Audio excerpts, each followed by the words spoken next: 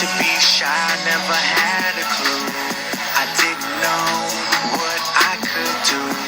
A little time, and you will see in the magic of public speaking. Welcome, everybody, to the Communication Lecture Series. I am your host, Adam Banks.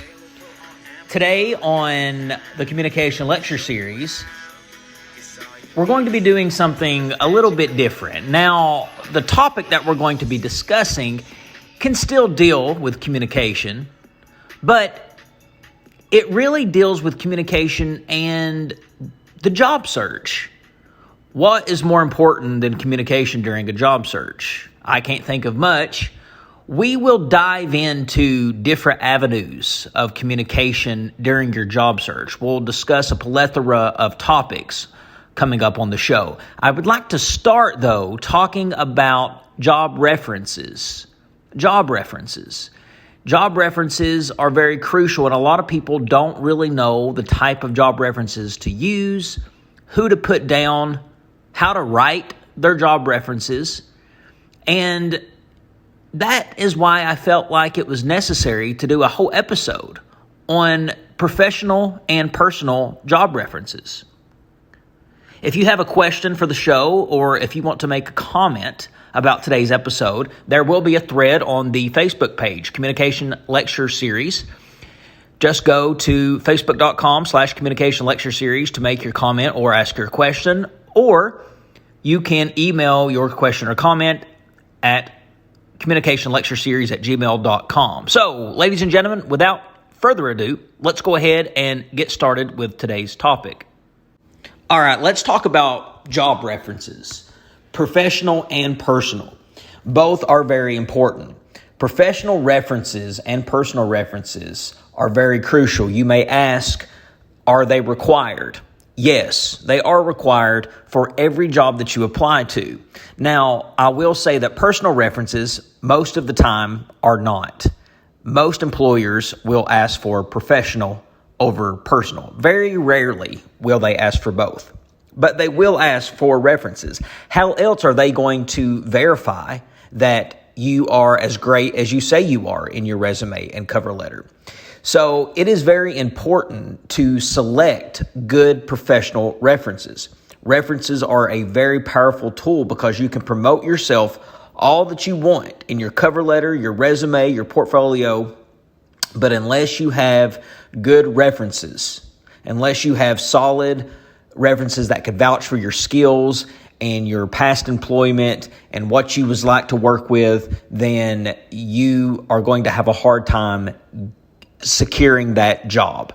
So it is important to select good professional references. Now, who should you select as a professional reference? Well, the best reference to select, and the reference that I feel like has the most power behind it, is getting a supervisor, a former supervisor or a current supervisor that you've had as a professional reference. Those people can vouch for what you were like as an employee. They usually don't have nothing to lie about, hide. They can speak on whether or not you showed up on time, whether you got the job done, what your reviews were like at work. They can speak on a lot of things, so they hold a lot of credibility. A manager or a director, so some type of supervisor that you've had. Another solid professional reference that you can put down is a coworker. A coworker is someone that you go through the trenches with. You are side by side with this person, working with this person. They can speak on what you were like to work with. What kind of person were you? Were you a fuddy-dud? Were you an exciting person to work with? Were you someone that was just a pleasure and a joy to work with? Because that's very important. I don't know about you, but for me, I want to work with people that are good people that are enjoyable to work beside of. So I think that a coworker can speak on behalf of all of that. What were they like as a team member? Did they pull their own weight? Were they more of a leader? They can speak on behalf of your work ethic and what you were like to work with as a person. So a coworker is a very strong professional reference. If I were you, I would try to fill my references full of supervisors and coworkers. That's what I would do. Now, typically, jobs will ask for 3 to 5 job references. And so it's important for you to have 3 to 5 job references prepared. You need to make sure that you have more than just the minimum 3. You need to make sure you have at least 5 prepared, because you want to put more than what is required. Because what if somebody doesn't answer the phone, or they can't get a hold of your reference? So they need to be able to get a hold of your references. So the more you put, the better. But 3 to 5 is what you need to always have. 3 to 5 solid references. So let's get back to who you should put as a professional reference. We said a supervisor. We said a coworker. If you can't think of any more supervisors or coworkers to put, you can always put a person from that industry as a professional reference. You might not have worked side by side with them. You could still be a coworker, but you might not have worked exactly at the same company, but they're from your industry, and they can speak on behalf of your skills and what type of person you are in the industry. Another person that you could put down as a professional reference would be a teacher. A professor would be preferably the reference that you put, especially in the specific program that you are studying from. That should be who your professor you get. I would not care to be a professional reference to most of the students that I have. So a teacher is kind of the same thing almost as a supervisor. They are somebody that they can speak on behalf of your character, your work ethic, what you were like coming to class, what were you like turning in assignments, what kind of student you were. It kind of might be the same way kind of employee you'd be. The type of student might match the type of employee that you are. So a professor might be a really good professional reference. But I feel like that those are your best types of professional references that you can put. Now, it is very important to remember when you are trying to select your professional references, you need to make sure that you are selecting responsible people to be your reference. If you are going to pick somebody that never answers the phone, then you are wasting your time. Your references reflect you.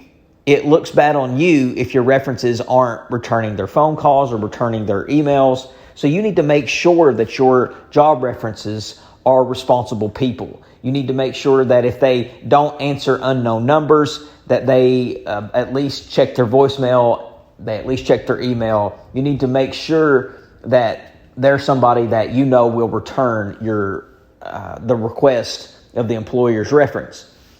So it is important when choosing your references to make sure that they have an email, a professional email, which we've already studied. Their email should be professional. It shouldn't be anything ridiculous, because remember, that reflects you. They should have a working phone number. If they have more than one phone number, put more than one phone number. The more they can get a hold of that person, the better. Make sure that all of their information is updated, and make sure that they're people that check that kind of stuff, voicemails, emails. You need to let your references know beforehand that you put them down as a reference. Actually, the very first thing you need to do is ask. Ask the person, will you be a reference for me? Because sometimes we think that everybody would just be a reference for us, that everybody will speak good about us. That's not necessarily the case. You need to really have a strong conversation with the people you put down as a reference. You need to tell them what kind of job that you applied for. You need to tell them kind of the things that they need to focus on, like your skill set or the things that made you a good employee. Think of the things that your employee wants to hear. Tell your reference, kind of steer them in a direction that you want them to go. Out of courtesy, that person might tell you, you know what? I don't feel like I'll be the best reference for you. There's nothing wrong with that. If that happens, respect the fact that they gave you a heads up and told you that they felt like they wouldn't be the best reference for you, because what could have happened is that they could have called that reference and they could have given you a poor reference and you wouldn't have got the job. So respect their courtesy of telling you that they might not be the best reference for you to use, because that happens. That happens. So you need to make sure that you ask and let them know. You need to let them know that within the next couple of weeks, they may be getting an email. They may be getting a phone number. So if it's somebody that don't necessarily always answer unknown numbers, to maybe break that rule and answer unknown numbers, because it might be a job reference for you. Or at least listen to voicemails, because references will always leave voicemails for you to call them back. Job references don't always call people. Employers don't always call people. They sometimes will want a reference via email. So it's very crucial to make sure that your job reference doesn't just have a phone number. They also need to have an email as well. Some employers only correspond through email. Very rarely do they correspond through mail, but it could happen. So make sure they have a working mailing address, a working email, and a working phone number.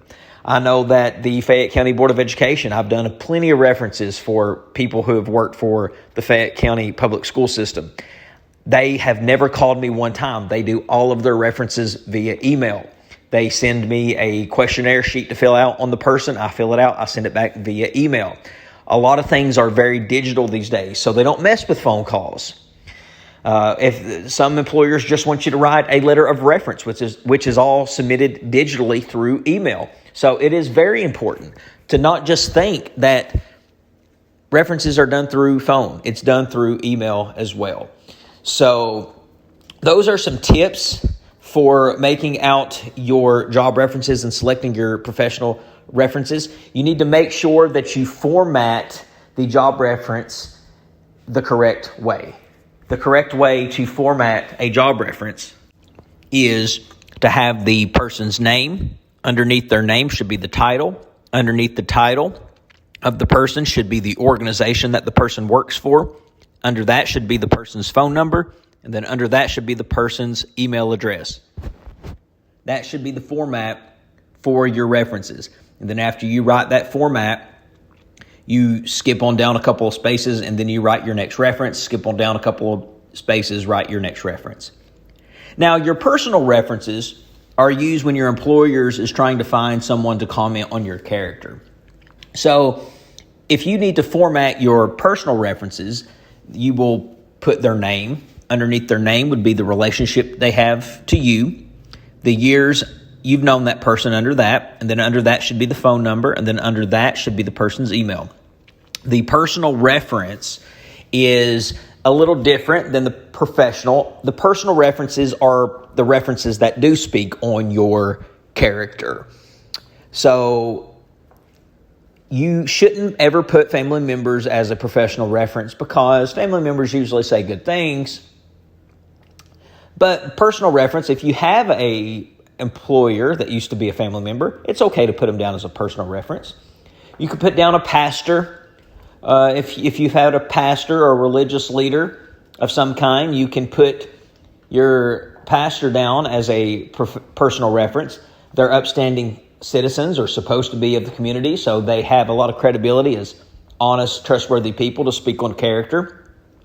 A school teacher would also be a person to speak on your character, or a friend that you have worked for in the past, or a friend that you've known for many, many years, maybe a neighbor, someone in the industry that's a friend.